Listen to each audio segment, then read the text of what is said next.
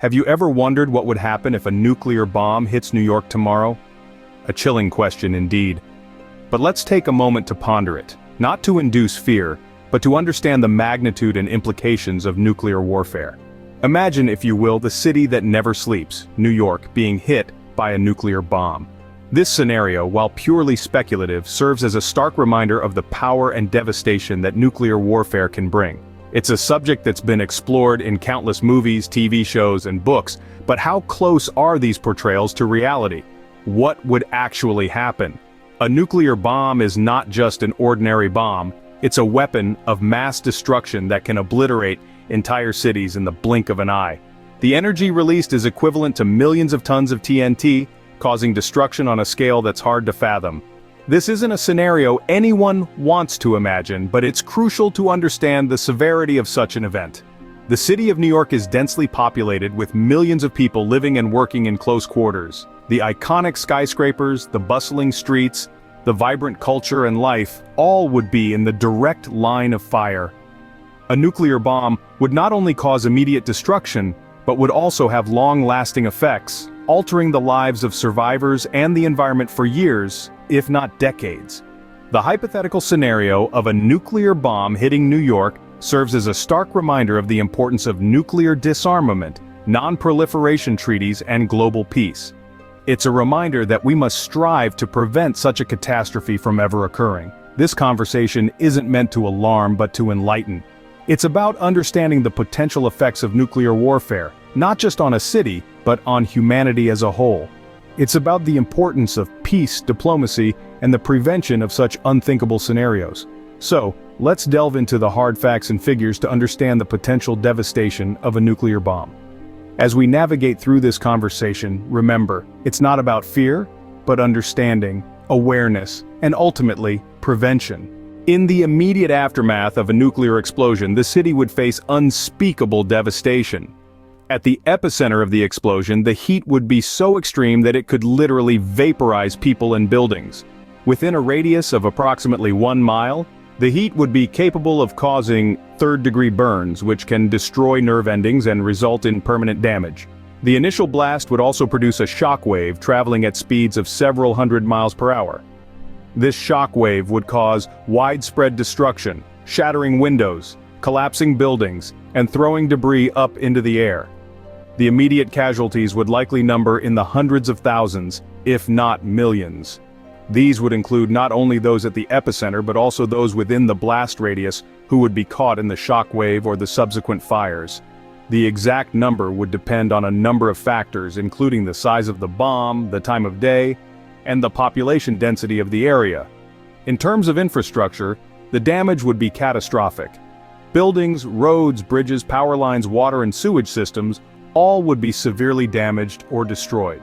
New York's iconic skyline, with its towering skyscrapers and historic landmarks, would be reduced to rubble. The city's vital services, including hospitals, emergency services, and transportation systems, would be overwhelmed if not rendered completely inoperable.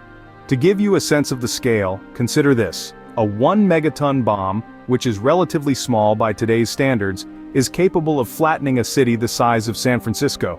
Now imagine the impact of a larger bomb on a city like New York, with its population of over 8 million people, and its dense concentration of buildings and infrastructure. Yet as horrifying as this immediate impact would be, it would only be the start. The aftermath of a nuclear explosion would bring a host of additional horrors, from radioactive fallout to long-term health and environmental impacts. But the immediate blast is just the beginning of the horrors a nuclear bomb would bring.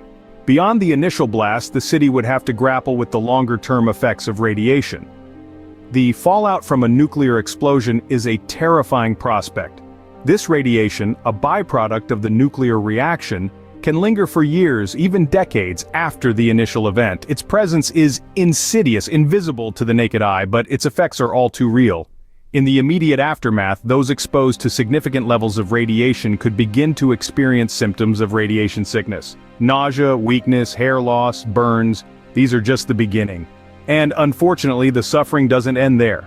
The long-term health effects can be even more devastating. Radiation can cause changes at the cellular level, leading to an increased risk of cancer and genetic damage that can affect future generations. Children born after the event may carry the scars of this catastrophe in their very DNA. But the effects of a nuclear explosion aren't limited to the human population. The environment would also bear the brunt of the radiation. Vegetation could be killed off or mutated, and local wildlife would suffer from similar health issues as the human population. The entire ecosystem could be thrown out of balance, leading to unforeseen consequences that ripple out for years to come. And then, there's the potential for a nuclear winter. This is a theoretical scenario where the dust and smoke from a nuclear explosion could block out the sun, leading to a significant drop in global temperatures. This could affect crop growth, disrupt ecosystems, and potentially plunge the world into a famine. It's a chilling thought, but one that underscores the global impact such an event could have. The fallout from a nuclear explosion is not just a local issue. Its effects can reach far beyond the borders of the city, affecting people and environments across the globe. It's a grim reminder of the destructive power of nuclear weapons and the long-lasting scars they can leave on our world. The impact of a nuclear explosion extends far beyond the initial blast, affecting not just the city, but potentially the entire world. In the wake of such a catastrophe, the response would be massive and multifaceted. A nuclear event of this magnitude would call for an extraordinary level of coordination and effort from every corner of our society. The initial response would be a massive evacuation to get as many people as possible out of the immediate danger zone. This would be a daunting task, given the population density of New York and the likely chaos ensuing from the event. Next would be the medical response. Hospitals and medical facilities would be overwhelmed with the number of casualties. Immediate attention would be given to those with severe injuries, but the ongoing treatment of radiation sickness would be a significant and sustained challenge. Medical staff would need to be flown in from around the country to handle the onslaught of patients. Simultaneously, disaster management teams would be working around the clock to mitigate the fallout. This could include containment strategies to prevent the spread of radioactive material and decontamination of affected areas. However, these responders would face an uphill battle. The destruction of infrastructure would make every aspect of the response more challenging. Roads might be impassable, buildings could be unstable, and communication networks may be down. Emergency services would have to find innovative ways to navigate these obstacles while still delivering critical aid. Dealing with mass casualties would also be a grim reality. The loss of life would be devastating, and responders would be tasked with the heartbreaking job of identifying and recovering bodies. This process would be critical, however, to bring closure to families and to prevent the spread of disease. Furthermore, the psychological impact of such an event cannot be overlooked. Mental health professionals would be crucial in helping survivors cope with the trauma and loss experienced in the wake of a nuclear attack. Even with these massive efforts, the road to recovery would be long and fraught with challenges. It would take years, if not decades, to fully restore the city to its former glory. The response to a nuclear bomb would be a monumental task, requiring coordination and resources on a scale unlike anything we've ever seen. While this scenario is terrifying to contemplate, it's important to remember that it's not inevitable. The threat of nuclear warfare is not a foregone conclusion, but rather a preventable outcome that can be avoided through nuclear disarmament, diplomacy, and international cooperation. Nuclear disarmament is a pivotal first step in preventing nuclear warfare. By reducing the number of nuclear weapons worldwide, we can decrease the likelihood of their use.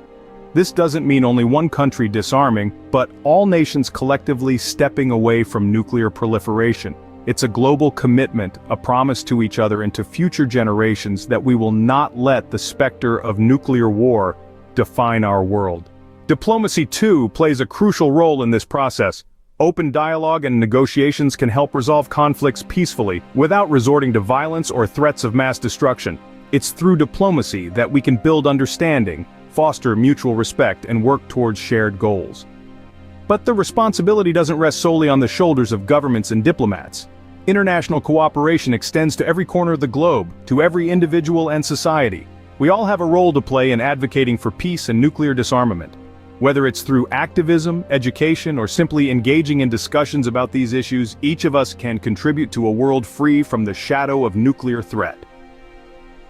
This is not a naive dream, but a tangible goal that we can strive towards.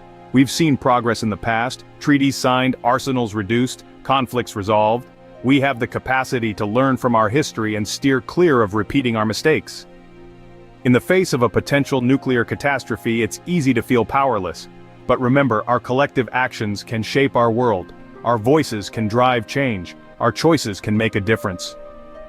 In the end, the best defense against a nuclear bomb is to ensure it never happens in the first place.